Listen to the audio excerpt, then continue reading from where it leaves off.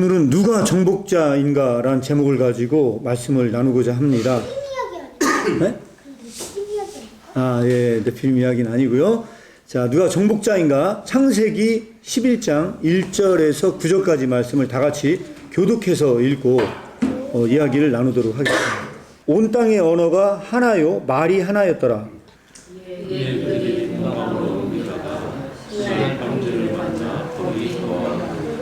서로 말하되 벽돌을 만들어 견고히 굽자 하고 이에 벽돌로 돌을 대신하며 역청으로 진흙을 대신하고 또 말하되 자 성읍과 탑을 건설하여 그 탑 꼭대기를 하늘에 닿게 하여 우리 이름을 내고 온 지면에 흩어짐을 면하자 하였더니 여호와께서 사람들이 건설하는 그 성읍과 탑을 보려고 내려오셨더라.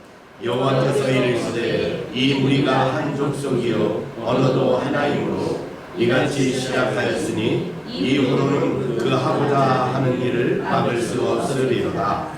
자, 우리가 내려가서 거기서 그들의 언어를 혼잡하게 하여 그들이 서로 알아듣지 못하게 하자 하시고 여호와께서 거기서 그들을 온 지면에 흩으셨으므로 그들이 그 도시를 건설하기를 그쳤더라.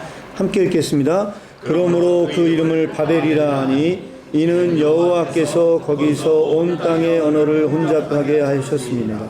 여호와께서 거기서 그들을 온 지면에 흩으셨더라.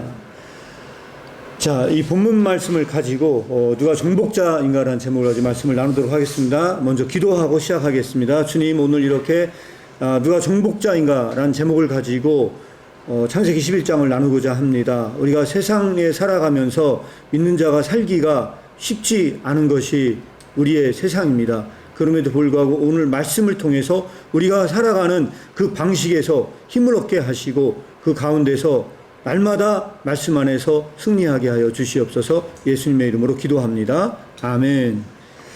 자, 지난 시간에 이어서 계속해서 이어서 말씀을 나누고자 합니다. 그래서 이 창세기 11장의 이 말씀은요, 10장과 연관이 굉장히 많이 있습니다. 그래서 그 10장과 연관해서 오늘 같이 말씀을 나누고자 합니다. 그리고 창세기 11장에서 이 바벨탑 사건은 10장에 나와 있는 사람들의 후손들이 만든 사건이다. 이렇게 보시면 될 것 같고요. 그리고 오늘 말씀에서도 보면 알겠지만 이 사람들은요, 결국은 노아의 후손들입니다. 노아의 후손들이다 보니까 우리가 처음에 나눴다시피 가인의 족보가 있었어요. 그 가인의 족보가 있었지만 타락을 했기 때문에 셋을 통해서 하나님께서 누구를 만들었냐면 결국은 이제 또 하나님의 사역을 이끌어 갔었거든요. 그런데 다시 또 타락을 해요. 그래서 노아의 홍수가 있었고요. 노아의 세 아들이 있었어요. 그 아들 중에서 또 타락한 아들이 있었어요. 이제 그 아들의 역사를 저희들이 계속해서 이제 훑어보고 있는 중에 있다, 이렇게 보시면 될 것 같습니다. 그래서 한번 보시면 제가 여기다가 사진을 좀 넣어놨습니다. 자, 네? 예, 지금 상하이 타워 직원이 잘 모르겠어요, 저는. 네, 사진 나와서 넣어놨어요. 상하이 타워 맞아요? 맞아요? 예, 상하이 타워래요. 어딘가 잘 몰랐어요. 인터넷에서 그냥 있는 걸 갖다 넣어놨어요. 자, 우리가 이러한 빌딩을 뭐라 불러요? 아는 사람? 네. 마천루? 박수! 맞췄어요. 마천루예요.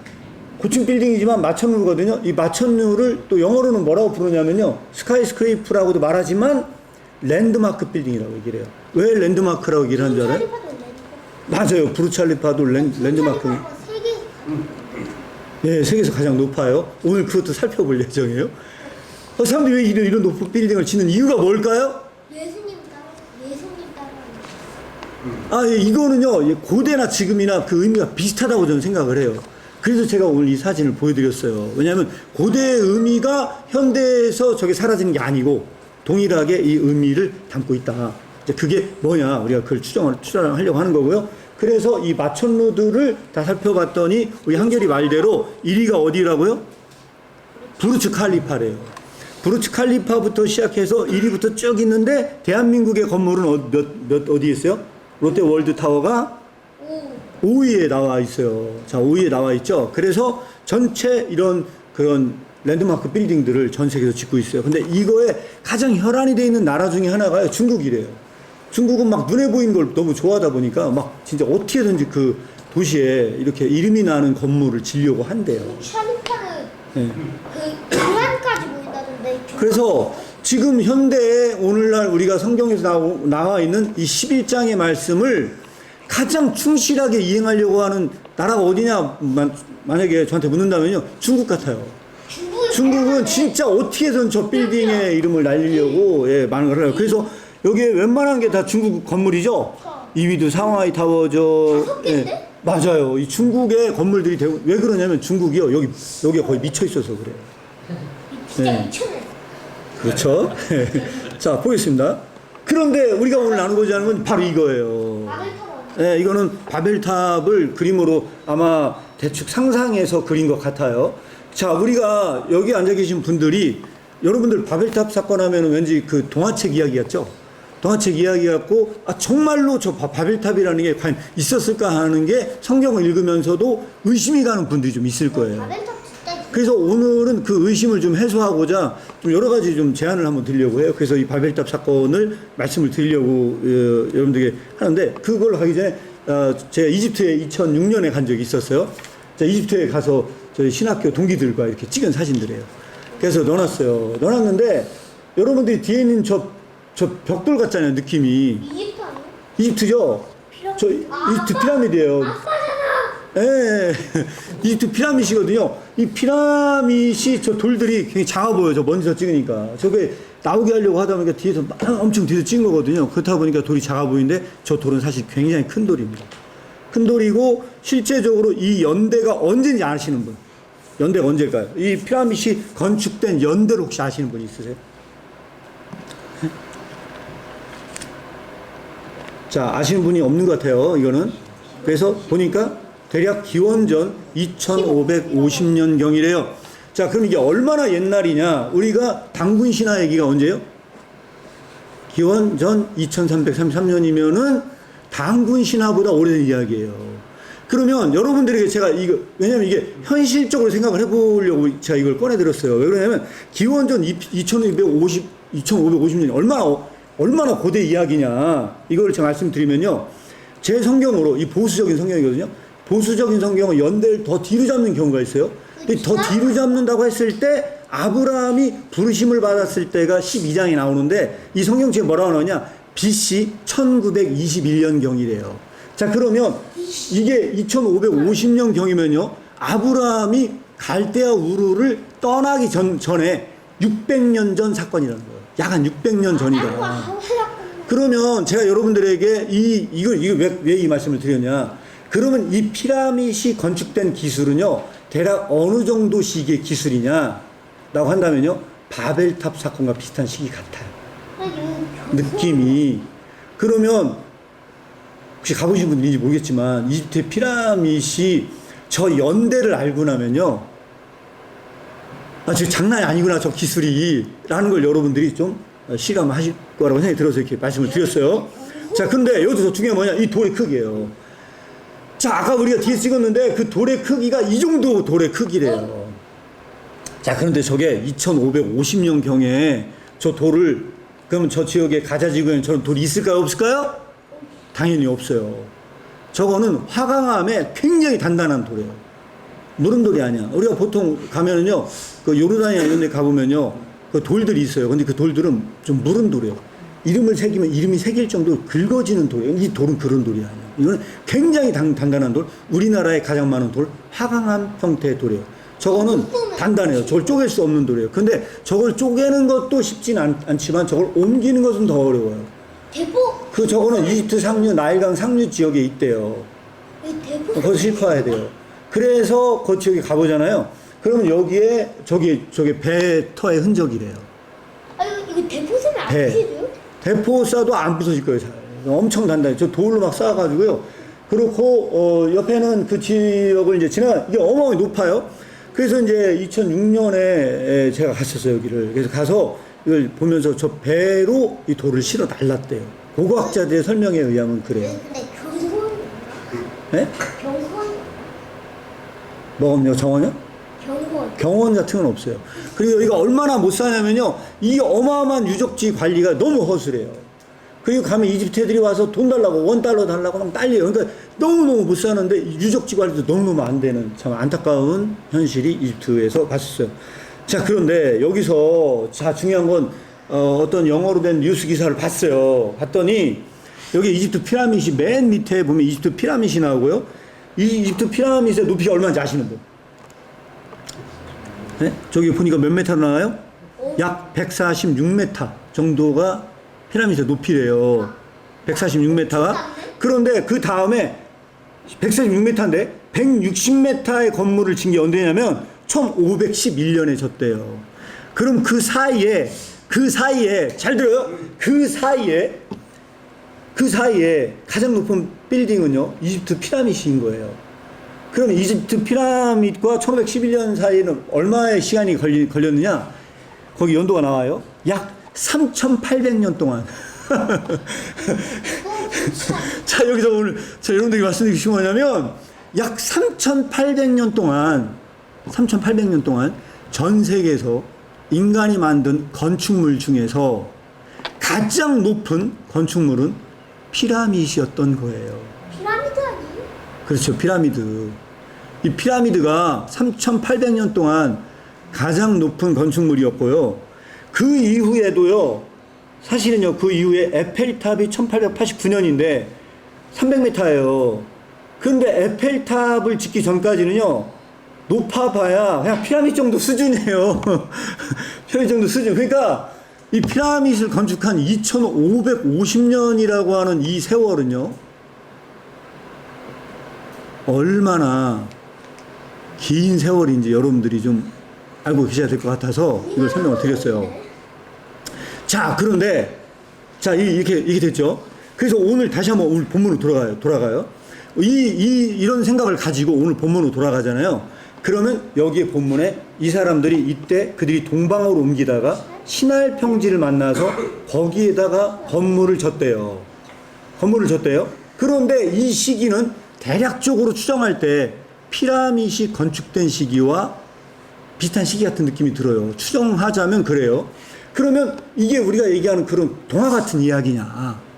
과연 이것이 성경에 나오는 얘기들이 그러니까 동화처럼 쓴 이야기, 아니 실질적으로 정말로 저런 건축물을 지을 만한 기술이 있었느냐라고 봤을 때 저 있었다고 보는 거예요. 왜?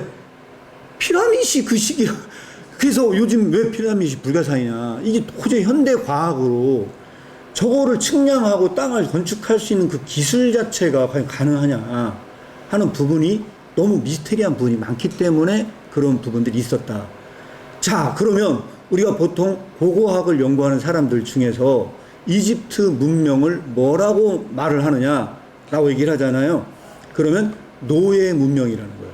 왜냐하면 그 가이드 분이 그런 말씀 하셨어요. 무슨 얘기를 하냐면 이집트 피라미드의 그 크기는요, 뭐와 정확히 겹치느냐?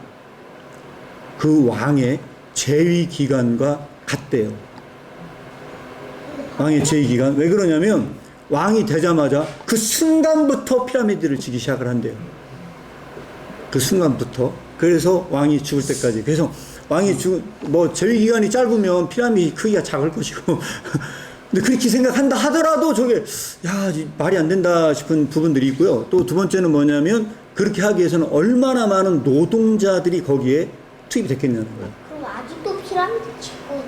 지금은 피라밋은 짓고 있지 않아요. 그래서 저 피라밋은 결국은 우리는 뭐라고 생각할 수 있냐? 오늘 우리의 주제로 얘기를 하자면요, 정복자 정신이에요. 저것은 노예 문명이고요. 수많은 사람들이 거기에 동원이 됐을 거예요. 우리는 이런 거를 동양의 역사에서도 볼 수가 있어요. 그게 뭐냐? 중국의 만리장성이에요. 만리장성도 말이 안 돼요. 만리장성을 쌌는데 중국에 북경 가서 아마 가보신 분들은 아실 거예요. 만리장성 도는데 한 며칠 걸린다 했는데. 그렇죠. 엄청나게 많이 걸리죠. 그런데 중요한 건 뭐냐? 그거를 싼 것도 보통 일이 아니야. 그 산에다가. 어떻게 했을까 한번 상상을 해보세요. 수많은 사람들이 죽었을 거예요. 그리고 거기에서는. 싸다가 죽는 사람도 있고. 근데 중요한 건 뭐냐면 아마 제가 볼 땐 그랬을 것 같아요. 일렬로 줄을 수킬로를 서가지고 계속 날랐을 것 같아. 수킬로를 서가지고 저기 그 컨베이어 벨트 시스템 있잖아요. 자동화 시스템처럼 축축축축 자동으로 가야 돼요. 그리고 더 중요한 건 뭐냐면 그 중에 한 명이라도 아파 쓰러지잖아요? 그럼 일이 안 돼. 그래서 완전히 노동력 착취. 아마 그런 것이지 않았는가. 이게 바로, 그래서 우리는 여기서 우리 뭐 볼 수 있냐? 우리 지금보다 더 심각한 거예요. 지금보다 고대 도시 문명이라는 건요. 고대 도시 문명이라는 건요. 인간성 말살인 거예요. 따지고 보면요. 이게 도시를 건설하는 기술이에요. 그 모든 지배하게 뭐가 들어가 있냐? 이거는 정복자 정신이 들어가 있다는 거예요. 그래서 우리가 이걸 봤을 때, 그리고 우리는 이 본문에서 우리가 그것을 힌트를 얻을 수가 있어요. 이 사람들이 이상하게 이런 걸 건축하는 사람들 다 동쪽으로 가요. 가인도 동쪽으로 갔잖아요. 이 사람들도 동쪽으로 갔어요. 그래서 만난 곳이 바로 신할 평지였어요. 신할 평지. 우리는 이것은 10장부터 봤던 내용들이었어요. 그래서 여기서 우리가 던지는 첫 번째 질문이에요. 도시의 건축과 건물은 무엇을 상징합니까? 우리가 이제 지금 마찬가지고 이제 똑같다고 보는 거거든요. 그렇게 봤을 때, 예? 랜드마크죠. 이 랜드마크가 뭘 상징해요? 자, 옛날에 제가 어떤 얘기를 들었냐면요. 우리나라의 모 기업이요. 연수원 짓다 망한 기업이 있었대요. 우리나라에 연수원 짓다. 이름만 들으면 알만한 기업들이 연수원 짓다가 망했대요. 건물 짓다가 망한 기업들이 꽤 있어요. 그러면 네. 한 집만 멀리 그렇죠. 건물을 짓다 망해요. 그런데 우리나라의 대기업도요. 마지막으로 나중에 뭐 하나 짓고 싶으면 꼭 건물을 지려고 해요. 왜 그럴까요? 그 건물은요. 뭔가를 상징하기 때문에 그래요. 그 기업을 상징하기에 너무너무 좋은 모델이 되는 것이 바로 나라? 건물이에요. 건물. 나라 상징. 그래서 나중에 결론적으로 수많은 돈을 투자해서 이 건물을 올리려고 그래요. 그래서 그 경제학에서는 그 징크스를 설명할 때가 있어요. 어떤 거냐면 랜드마크 빌딩을 지면 반드시 경기 불황이 온다. 네, 그런 얘기도 하고 막 그랬었죠. 이게 이제 다 이제 관련된 이야기라고 보시면 될 것 같아요. 그래서 오늘의 이 말씀의 힌트는 창세기 11장 4절에 있습니다. 창세기 11장 4절. 특히 창세기 11장 4절에 보니까 뭐라고 얘기를 하냐면 또 말하되 성읍은 여기서 영어로 얘기하면 이게 도시예요, 도시. 도시를 짓는 거예요. 탑을 건설하는 거는 건물을 짓는 거예요. 이 탑은. 그래서 성읍과 탑을 다시 말로 바꾸면 도시와 건물을 짓는 거예요. 이 건설하여 그 건물, 그 탑 꼭대기, 그 건물 꼭대기를 하늘에 닿게 하자. 우리의 이름을 내고 온 지면에 흩어짐을 면하자 했더니 이게 바로 오늘 우리가 나누고자 하는 중요한 힌트가 여기 다 숨어 있다. 자기들이 최고 되려고 하는 거 아니에요? 그렇죠. 그래서 여기서 이름을 봐봐요. 이거예요. 자, 여기도 요약을 했어요. 우리의 이름을 내자. 자, 여기서 뭐냐면 건물이 갖는 건 뭐냐면요. 랜드마크를 갖는 거예요. 이름을 갖는 거예요. 여기서 중요한 건 뭐냐면 그 정복자의 이름을 부여하는 거예요. 이것이 바로 이 건물이 주는 가장 중요한 의미라고 생각을 해요. 아니, 그럼 네. 힌트 한 개만 더 주면 이거 여기 힌트를 찾을 수가 없어. 자, 그래서 여기에서 이거죠. 그 다음에 그 탑 꼭대기를 하늘에 닿게 하자라고 그랬어요. 이 두 가지가 오늘 우리가 나누고자 하는 중요한 의미가 여기에 포함되어 있다. 이것으로 봤을 때 이 도시를 건설하는 것은 뭘 상징할까요? 한다면 뭘 상징하는 거죠? 이미 다 얘기를 했어요, 사실은. 정복은 아닐 텐데. 아니요, 정복과 당연히 관련이 있어요. 이름을 내라고 그랬잖아요. 그래서 저는 이게 두 가지 구했어요. 이건 뭐냐면요, 정복에 대한 기념비라는 거예요. 첫 번째는 정복에 대한 기념비예요. 두 번째는 하나님과의 분리를 의미해요. 하나님보다 최고네요. 하나님을 대신해서 대체된 에덴을 만든 가인과 같아요. 그래서 이 건물은요, 하나님과의 분리예요. 그래서 하늘을 닿자는 건요, 하나님께 가고자 하는 소망이 아니야. 여기서 그 탑 꼭대기가 하늘에 닿게 하자라고 하는 게, 하나님을 찾아가려고 하나 보다가 아니야. 이거는 하나님을 대항하기 위해서 그랬던 거예요. 근데 하나님은 아무리 탑 꼭대기에 딴다고 해도 안 되는데 우주에 있어서. 그죠? 안 돼요. 안 되는데 그걸 하려고 하는 거예요. 우리가 아무리 기도한다 한들 우리의 기도가 과연 하나님께 도달할 수 있느냐와 같아요. 진짜 많이 보시네. 그렇죠. 그래서 이러한 의미가 있다. 이렇게 여러분들과 나눠서 이야기할 수 있을 것 근데 같아요. 바벨탑 무슨 개념이야? 자, 두 번째예요. 그들의 일을 막기 위한 하나님의 특단의 도치는 무엇이었습니까? 그 성경에 보면은요. 어디로 다르게 했다고? 예? 어디로 다르게? 어느 게 언어를 다르게 했다고 나와요? 저 정확하게 말하면 뭐라 나오죠? 언어를 우리 성경에 보니까요. 특단의 조치가 뭐였어요? 언어를 자, 특단의 조치를 보면요. 4절 이후에 나오죠. 그랬더니 하나님께서 그걸 보시고 내려왔어요. 내려왔다 그랬죠? 네. 어디 나와요? 그래서 내려와서 보니까 5절 자, 내려왔죠? 그리고 6절에 충격적인 이야기를 해요. 하나님께서 그걸 보시고 뭐라고 얘기를 했어요? 제 성경에는요, 이 옛날 개혁 성경에 뭐라고 나오냐면요, 이후로는 그 경영하는 일을 금지할 수 없을 것이다. 이 사람들이 얼마나 그 도시를 건축하는 이 탁월했는지요, 하나님도 이걸 금지할 수 없을 정도로 그들의 그런 건축술은 정말로 탁월했다. 어느 정도 탁월했냐라고 한다면요, 자, 여러분들 이렇게 말씀드릴 수 같아요. 이집트의 피라밋이 힌트예요. 3,800년 동안 그보다 더 높은 건물을 지은 적이 없어요. 그러면 이들이 지은 바벨탑의 건물은요, 제가 상상컨대 성경에서 그렇게 말한다는 건요, 아마 이집트 피라밋보다 높지 않았을까? 제 개인적인 생각에 이집트 피라밋보다 높지 않았을까? 근데 네. 이집트 피라미드 그거 아파트 몇 층 높이에요? 그게 140명, 아파트 몇 층 높일까요는 잘 모르겠어요. 모르겠어요. 나리째 그쪽 커피숍 45층인가 그쪽 그 45층? 그쪽 글쎄요, 그거보다 잘 모르겠네요. 그 정도 되나? 그보다 높을 것 같은 느낌인데요. 왜 그러냐면 건물 한 층당 약 한 2m 50 정도 잡는다. 2m 50? 그 정도, 약 한 3m 잡는다고 하면은 40층, 3, 42, 약 한 50층, 4, 50층 정도 규모 되지 않았을까, 느낌이. 그 정도 될 것 같아요, 근데 느낌이. 1층이 좋은데 1층이 좋아요? 된다면 대피할 수 있는 자, 특단의 조치는 뭐 있었냐? 뭐였냐? 뭐였을 것 같아요? 자, 여기서 우리가 성경에 나오는 걸 예를요, 요약하면 이렇습니다. 창세기 11장 7절 다 같이 한번 읽어보도록 하겠습니다. 창세기 11장 7절. 자, 우리가 내려가서 거기서 그들의 언어를 혼잡하게 하여 그들이 서로 알아듣지 못하게 하자 하시고. 자, 여기서 중요한 건 뭐냐면요, 언어를 혼잡게 하여라고 얘기를 했어요. 근데 대다수의 많은 사람들이 여기서 무슨 얘기를 하냐면요, 이런 얘기를 해요. 창세기 11장 그 무슨 얘기냐, 이때부터 수십 개의 언어가 생겼다라고 말하시는 분들이 계세요.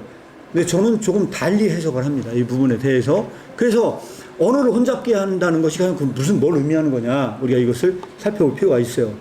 자, 그래서 특단의 조치는 뭐냐, 이것은 바벨의 의미 안에 다 들어있다고 생각을 해요. 바벨의 의미. 그래서 이 도시에 처음으로 바벨이라는 이름이 붙었어요. 아까 얘기했죠. 건물을 짓는 이유는 뭐냐, 이름을 얻기 위해서 건물을 쳐요. 이름을 내기 위해서. 이름을 내기 위해서 건물을 짓는데, 이때 이 도시를 이름하여 뭐라 이름 붙였냐, 바벨이라 불렀다고 얘기하나요. 바벨이라 이름을 붙였어요. 자, 그래서 그러면 이 바벨이라는 이름의 뜻이 뭐냐 봤더니 뒤죽 성서 주석가들이 이렇게 얘기를 했어요. 아카드어로는요, 신의 문이란 뜻이래요. 여기 아카드어로. 뒤죽박죽으로 나오는데 네, 뒤죽박죽이라 나오죠. 그런데 이게 히브리어는요, 뒤죽박죽, 혼돈, 혼잡이라는 뜻이래요. 결론적으로 이것은 우리가 뭘 알 수 있느냐, 이 바벨이라는 의미는 이런 이중적 의미를 갖고 있다. 이중적 의미를 갖고 있는데, 결론적으로 이것은 이해하기 어려운 혼잡이다. 언어가 달라졌다라기보다는 의사소통의 장애이지 않냐. 이것은 의사소통의 장애이지 않냐. 그래서 저기 히브리어를 넣어놨어요. 히브리어에 바벨이라는 말이 저 옆에 있는 저 단어가 히브리어로 바벨이라는 단어입니다. 여기 나오는 히브리어 바벨. 그리고 이게 모음이거든요. 모음인데 이스라엘 사람들은 모음이 없어요. 네, 지금도 이스라엘에 직접 가보잖아요. 그 이스라엘 사람들은 모음이 없이 읽어요. 참 대단한 민족이에요. 모음이 없어요. 모음이 이거 네.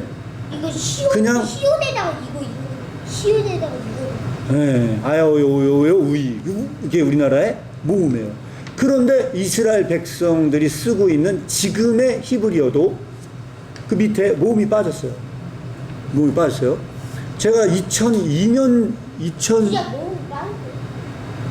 가만히 있죠. 2006년에 월드컵 경기할 때 제가 거기 갔거든요. 그리고 이스라엘 교회 갔는데 그때 우리나라가 거의 축구 경기를 하고 있었어요. 그래서 거기서 축구 경기하는 걸 봤었거든요. 거기 제가 해외 나가서 보고 막 했었는데 그 기억이 지금도 나요. 그때 월드컵 할 때 갔었어요. 갔더니 이제 이스라엘 말로 거기 이제 이렇게 써있는데 보니까 다 모음이 없는 거예요. 진짜 모음이 없어요.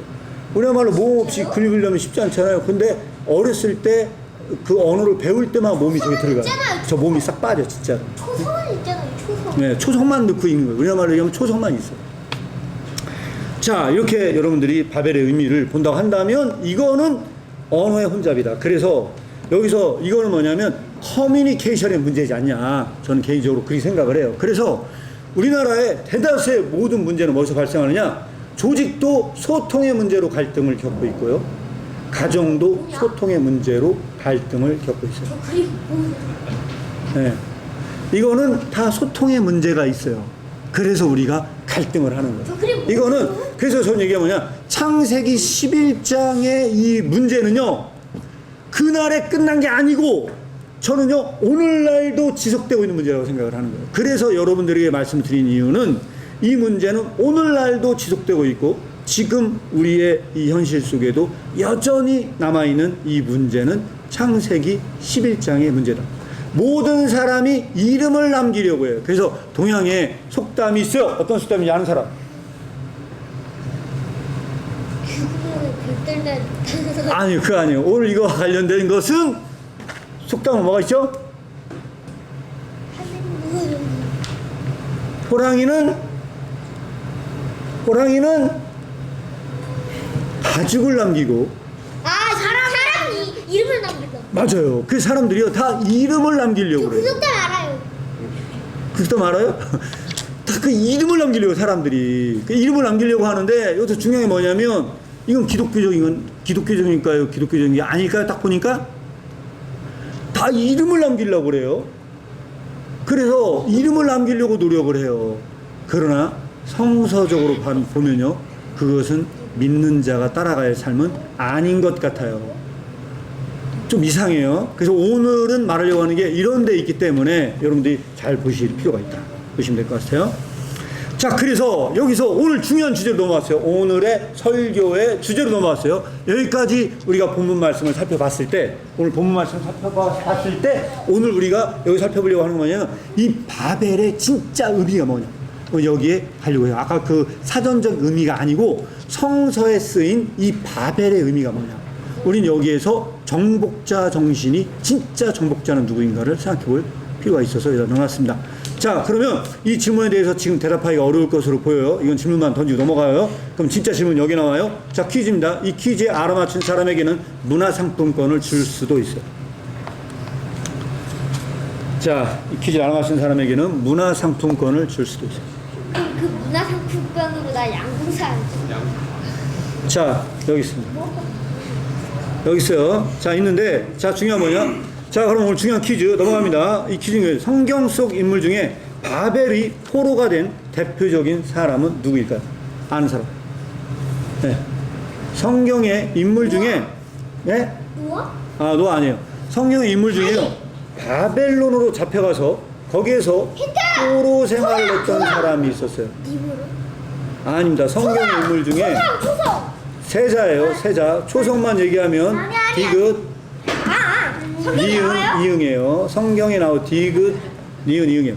자, 이것이 오늘의 중요한 퀴즈입니다. 성경 속 인물 중에 디귿 뭐야? 디귿? 바벨의 포로가 된 다니엘. 누구요? 박수 맞췄어요. 자, 여기 있습니다. 나라 맞췄고요. 자, 다니엘이에요. 그래서 오늘 우리가 살펴볼 인물은 여기에서 다니엘이에요. 왜?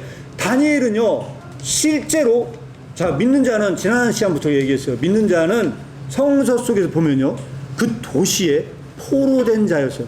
자, 여기서 가장 큰 문제는 뭐냐? 성경은 분명히 얘기해요. 저주받은 아들이 생겼을 때 노아가 뭐라고 얘기하냐? 이렇게 얘기를 해요. 그 저주가 이거였거든요. 너는 종들의 종이 될 것이다. 이렇게 얘기를 했어요. 그런데 오늘 가장 큰 문제는 뭐냐면요, 이거 우리가 지금까지 쭉 살펴본 바로 보잖아요.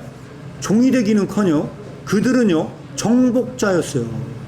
오히려 역으로 하나님의 선민은요, 그 정복자 정신을 가지고 있는 그 도시 문명에 포로된 삶을 살았어요.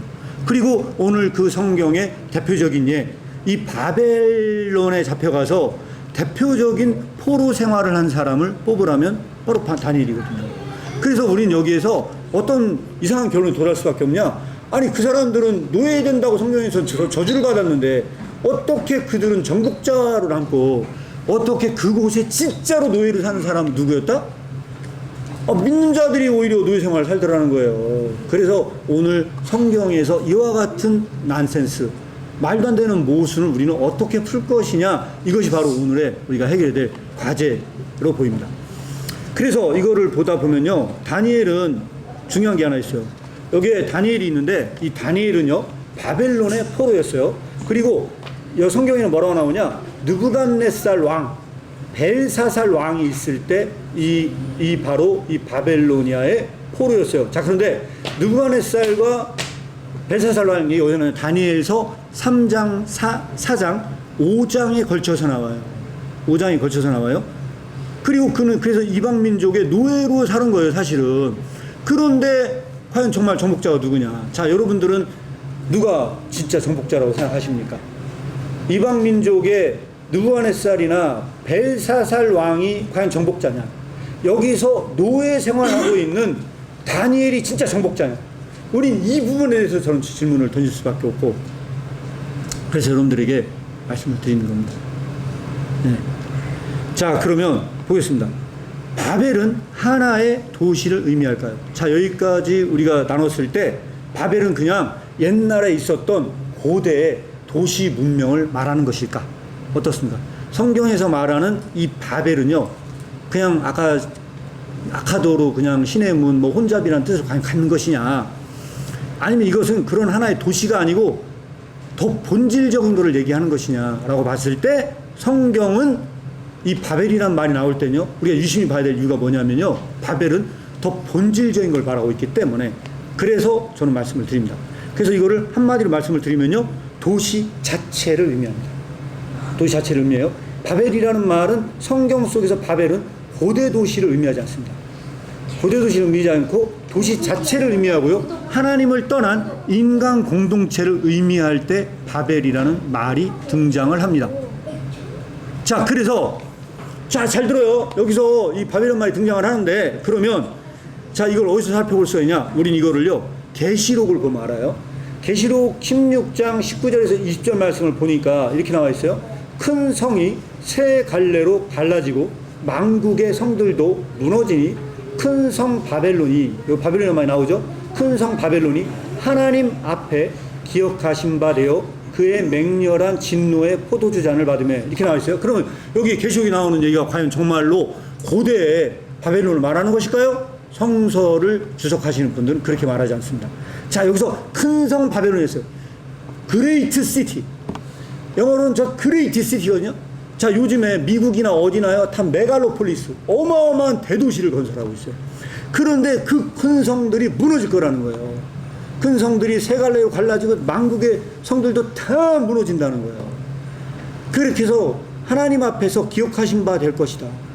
그 맹렬한 진노의 포도주잔을 받을 것이다. 각 섬도 없어지고 산악도 온데간데 없어질 것이다. 자, 이것은 뭘 얘기를 하고 있느냐?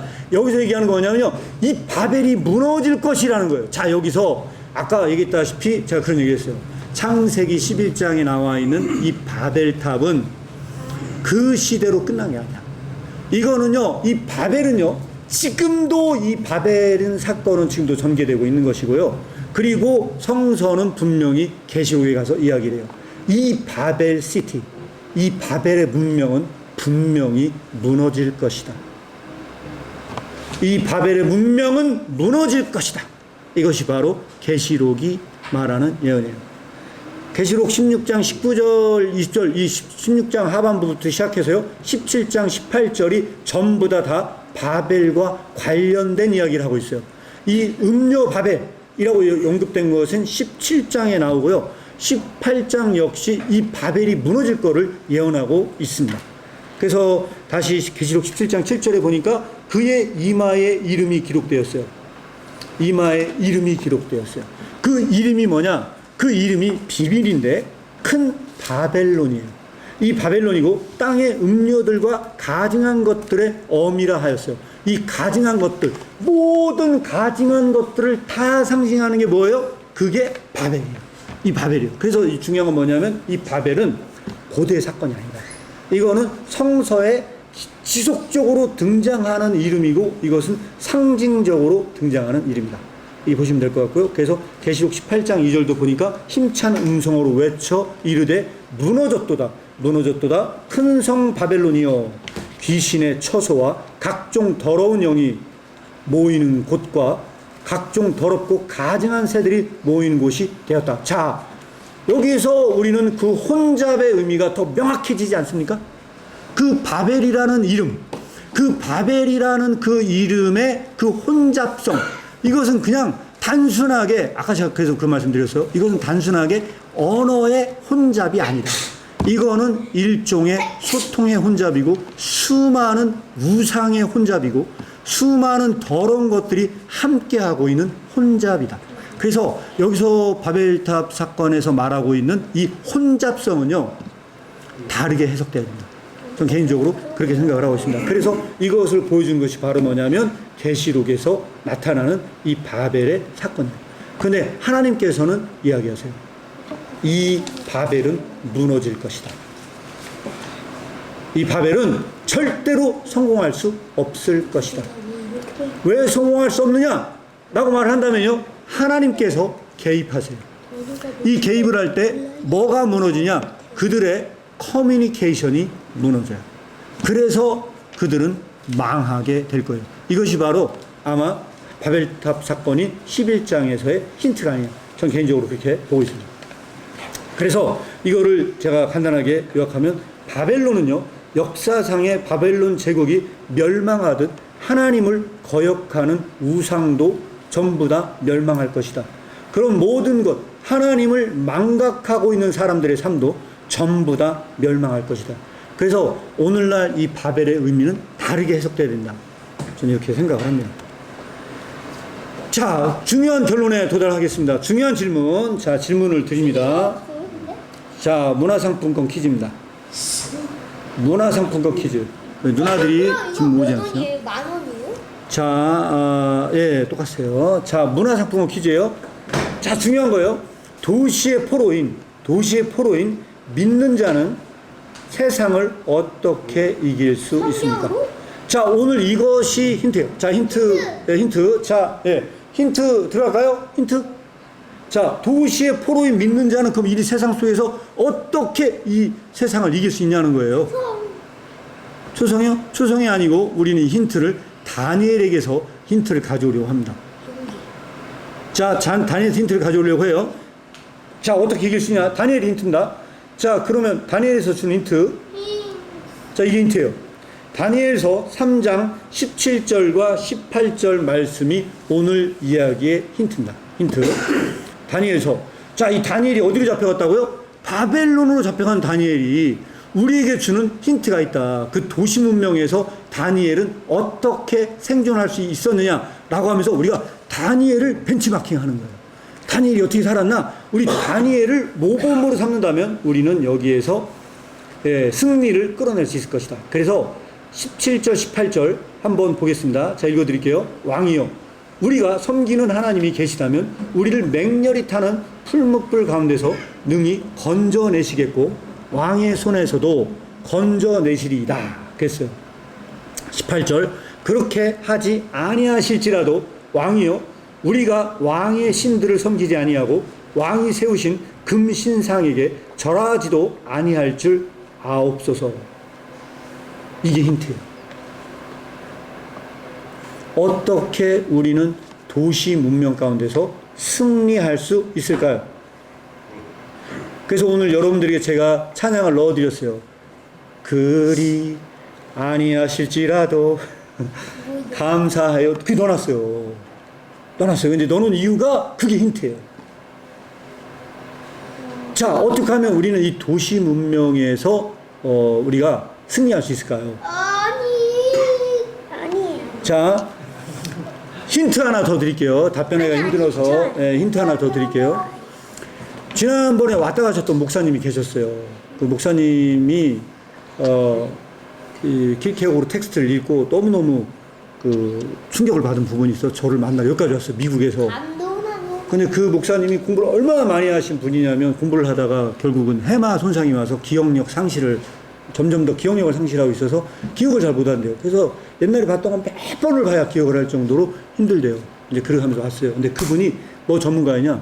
고등학생 때부터 마르크스와 레닌 공산주의에 푹 빠져가지고 공부를 어마어마하게 그쪽을 많이 했대요. 그래서 너무너무 많이 그런 부를 보다가 독일로 유학을 갔다 왔던 그분이 그때 와서 얘기를 했었어요. 어떤 와서 얘기를 했느냐? 진짜 제가 그 워딩을 다 옮길 수 없거든요. 너무나 중요한 많은 얘기들 해줬는데 다 옮길 수 없는데 워낙 그쪽 연구를 많이 하다 보니까 북한에서 기독교인들을 한번 다 모은 적이 있었대요. 정말로. 북한에서 지하에서 몰래 산 사람들한테요. 이 사람들을 씨를 말리려고 다 모았대요. 그래가지고서 야 니들 다 예수 믿게 해줄 테니까 이제 음성적으로 지하교 이름 하지 말고 교회 또 젖을 테고 하니까 다 나와. 그랬더니 이 사람들이 그 말을 믿고 정말로 다 나왔대요. 그래서 그 믿는 기독교인들만 한 곳에 다 모아놓고요. 학살을 시작했대요. 결과는 어떻게 됐을까요? 결과는 어떻게 됐냐면요. 그 사람들이 공산주의자들이요. 가장 무서워하는 게 하나 있대요. 기독교인들인데 왜 무서워하냐면요. 보통 그렇게 하잖아요. 그럼 무서워서 그 다음부터 믿지 않거나 이렇게 되는데 이분들은요. 그런 핍박을 달게 받는데요. 그리고 그 믿음이 상실되지 않는데요. 그걸 보고 두려워했대요. 정말로. 공산주의자들이 그걸 보고 진짜로 두려워했대요. 두려워하고 나서 정책을 폐지했대요. 그 정책을. 절대로 모아놓으면 안 된다. 저 사람들은 다 흩어놔야 된다. 그래가지고 그 다음부터 북한에서 믿는 사람들요. 다 흩어버리고 절대 모이지 못하게. 절대로 모이지 못하게. 그러니까 쟤들을 모아놓으면 안 돼. 무조건 흩어놔야 돼. 해가지고 막 그걸 다 흩어놓고 못 모이게. 그래서 지금도 공산주의에서는요, 믿는 사람들 못 모이게 하는 걸, 모여놓고 핍박하면 더 성황을 해요. 더 난리를 치고 막 더 붕을 해, 더. 그래서 이걸 어떻게 할 수가 없었대. 그래가지고서 이거를 이거는 흩어놓는 방법밖에 없다. 그래가지고서 진짜, 하나만 모이지 못하게 하다 보니까 결론적으로 어떻게 되냐? 지금은 취업해서 몰래 모이는 교회가 되었대요. 뭐 그런 얘기를 했어요. 이게 힌트예요. 그러면 그들은 어떻게 승리한 것일까요? 용기! 조금 약했어요. 네.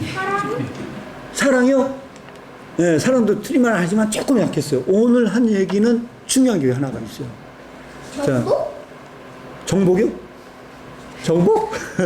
자, 대답을 잘 못하는 것 같아서요. 넘어가도록 하겠습니다. 그러면. 아니, 안 돼요. 자, 시간이 없어서. 있단 말이야. 예. 자. 이 말씀 받을 생각하지 마.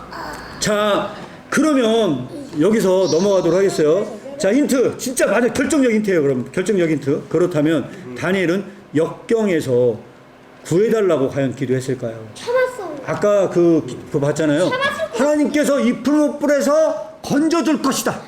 그러나 그렇지 아니하실지라도. 말하지 마. 나도 받고 싶단 말이야. 자, 그렇게 한다면 다니엘은 과연 그런 역경에서 구해달라고 기도했을까요? 자, 여기 구해달라고 기도했을 것 같아요? 안 했을 것 같아요? 일단.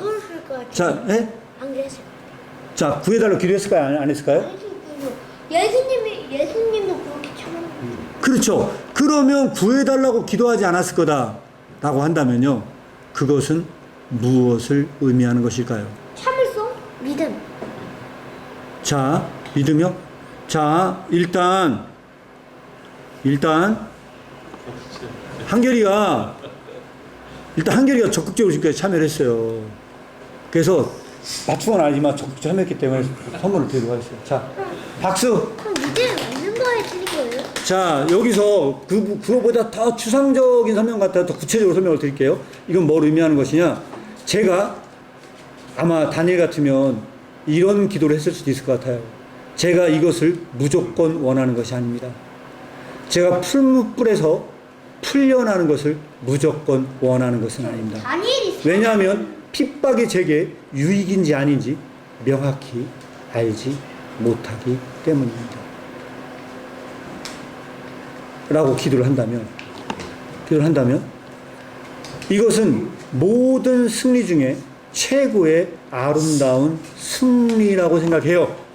이것은 모든 승리 중에 이 지상에 그를 핍박하는 어떤 정복자보다 더 아름다운 승리다. 왜 그럴까요? 왜 그럴까요? 이것이 기독교의 승리이기 때문에 오늘 여러분들에게 이 말씀을 드립니다. 자, 여기서 우리는 뭘 알 수 있냐? 자, 최고의 승리는 첫 번째, 정복자는 다니엘의 마음속에 있는 선을 제거할 수 없었어요. 그의 마음에 하나님을 향한 그 마음을 제거할 수 없었어요. 오히려 핍박을 받으면 받을수록 그 마음은 점점 더 증폭돼서 나타나요. 더 증폭돼서 나타나요. 두 번째, 우리는 이 다니엘은요, 환경 탓을 하지 않았어요. 근데 여기에서 우리가 이게 왜 최고의 승리인가를 생각해 보기 위해서는요, 하나님께 진짜 중요한 게 무엇인지를 알아야 된다고 생각을 해요. 자, 하나님께서는 진짜 중요한 게 뭘까요? 하나님 인정하는 사람은 어떤 사람을 인정할까요? 네? 하나님 어떤 사람 인정할 것 같아요? 다니엘 같은 사람. 대단한 성과를 낸 사람 하나님께서 인정할까요, 안 할까요? 당연히 아니죠. 대단한 성과를 냈어요. 막 어마어마한 성과를 냈어요. 그런데 방법이 보니까 그 성과를 내는 방법이 조금 별로 좋지 않은 방법이에요. 하나님께서 그 사람을 책망하실 거예요. 넌 나쁜 놈이라고. 회개하라고 할 거예요. 결론적으로 하나님은 무엇을 보시는 분일까요? 우리가 살아가는 사람들이, 믿는 사람들이 왜 힘드냐? 저는 이래서 힘들다고 생각해요. 이름을 내고 싶어요. 결과를 내고 싶어. 이 세상은 뭘 원하느냐? 결과를 원해요. 이 세상은 뭘 갖고 판단하냐? 너는 어떤 결과를 냈어? 직장이나 모든 상황에서요, 이 세상에서는요, 가장 중요한 건요, 목적이 중요해요. 네가 그 목적을 달성했나? 그리고 그 목적을 달성한 사람에게 보상을 주는 프로그램이 이 세상에 있는 모든 것이에요. 그래서 뭐냐? 그 사람의 이름을 드러내요. 이게 바로 이름을 드러내는 원리예요. 그러나 하나님 나라는 달라요. 이게 이제 가장 큰 중요한 점이에요. 하나님 앞에 서 있는 사람은요, 이 점이 다르다. 하나님은 평가 요소가 뭐가 다를까요? 믿는 자에게서 하나님께서는요, 결과는 안중에도 없어요. 하나님의 관점은요, 결과를 보는 게 아니에요. 하나님은 막 대단히 큰 일을 맡았다. 이거 볼까 안 볼까? 안 볼까요? 하나님은 그것도 관심사가 아니에요. 네가 아무리 비천한 일을 맡는다 해도 이 세상에서 가장 작은 일에 부과된다 하더라도 하나님께서 보시는 건 뭘 보시느냐? 굉장히 중요한 거예요. 하나님께서 뭘 보시느냐? 자, 여기서 한결이라고 이름을 줬어요. 아빠가 한결이라고 이름을 줬거든요. 이유는 뭐냐면 이 한결이와 오늘 이 주제와 가장 맞닥뜨린 주제가 뭐냐면요, 충성이에요. 충성을 순수한 우리나라 말로 바꾸면요, 한결 같은 거예요. 충성은 한결 같은 거예요. 알았어요? 충성을 우리나라 말로 한결 같은 건데, 여기서 가장 한결 같은 사람이 한 명 있었어요. 오늘 얘기해서 누구예요? 다니엘은요, 잘 되건 못 되건 그의 마음이 바뀌지가 않아요. 한결 같아요. 하나님께서 보시는 판단은 딱 그것밖에 없어요. 아까 믿음이라 말씀하셨는데, 그 믿음이 영어로는 faith고요. 충성은 faithfulness예요. 그거는 한결 같은 거예요. 그 한결 같은지만 봐요. 다른 건 아무것도 없. 하나님의 평가 요소는 딱 그거예요. 그리고 그 사람이 정말로 그랬다. 그는 세상에서 승리한 자고요, 가장 아름다운 승리를 한 사람이에요. 그는 가장 아름다운 승리를 거둔 자예요. 그가 성공했든 실패했든 그것은 중요한 게 아니에요. 언제나 똑같았느냐는 거예요. 하나님에 대한 그 마음. 일이 잘 되든 안 되든 언제나 그랬는 거예요. 언제나. 그리고 그것이 그랬다. 그러면 그 사람에 의해서 이 세상은 변화될 거예요. 그리고 우리가 살아가는 세상은 어떤 세상이에요? 도시예요, 도시. 포로된 도시에서 오직 그에 의해서만 세상이 변화가 될 거예요. 그래서 바로 이것이 최고의 승리입니다. 자, 히브리서 말씀 하나 읽고 오늘 말씀을 마무리하도록 하겠습니다. 히브리서 말씀은 바로 히브리서 11장 35절입니다. 다 같이 한번 읽어보도록 하겠습니다. 히브리서 11장 35절입니다. 여기에 나와 있습니다. 시작. 여자들은 자기의 죽은 자들을 부활로 받아들이기도 하며 또 어떤 이들은 더 좋은 부활을 얻고자 하여 심한 고문을 받되 부차히 풀려나기를 원하지 아니하였으며. 자, 이 말씀을 보면요, 이건 도저히 이해할 수 없는 것들이 있어요. 자기의 죽은 자들을 부활로 받아들이기도 하면서 심한 고문을 받되 풀려나기를 원치 않았대요. 믿는 자는 어쩌면 제발 저 좀 풀어주세요, 필요할지 모르겠어요. 그런데 여기에서 이 핍박을 받은 자들은요, 오히려 구차히 풀려나기를 원치 않았다 라고 얘기를 해요. 바로 이것이 오늘 우리가 말하고자 하는 승리입니다. 이때 누가 진짜 정복자냐, 누가 진짜 정복자냐, 이 질문에 대해서는 여러분 나름대로 답변을 시대보시면 어떨까 이 생각이 듭니다. 누가 진짜 정복자냐, 이거는 믿음의 눈으로 보면 달리 볼 수 있다 이렇게 생각이 듭니다. 그래서 아이들 도덕책에 나오는 그 인물 중에요, 리버라는 철학자이자 신학자가 있어요. 미국의 부시 대통령이 가장 존경하는 사람을 뽑아라 물어봤을 때 그 리버를 뽑았었대요.